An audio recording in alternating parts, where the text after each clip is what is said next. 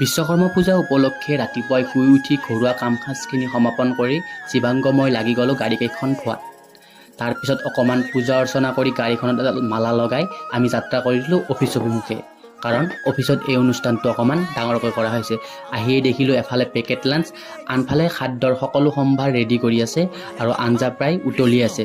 এইবোৰ দেখি ততাতৈয়াকৈ মই মোৰ ড্ৰেছযোৰ চেঞ্জ কৰি ল'লোঁ। এইফালে আকৌ দেৱে বিভিন্ন কাম কাজবোৰ সমাপন কৰিয়ে আছে আৰু দেখিছে নহয় সুন্দৰকৈ আমি ডেকোৰেশ্যনটোও কৰিছোঁ। আৰু বহুত বেছি পলম নকৰি দেউৰ লগত ময়ো বিভিন্ন নীতি নিয়ম কৰিবলৈ লাগি গ'লোঁ পূজাখনত। আৰু পূজাত বিভিন্ন নীতি নিয়ম হোম যজ্ঞ সকলো কৰি আমাৰ পূজা প্ৰায় সমাপন হৈ গ'ল। কাৰণ ইয়াৰ পিছত এটা বিশেষ অনুষ্ঠান আছে, সেই অনুষ্ঠানটো আপোনালোকক দেখুৱাম। এয়া পূজা প্ৰায় সমাপ্ত এতিয়া।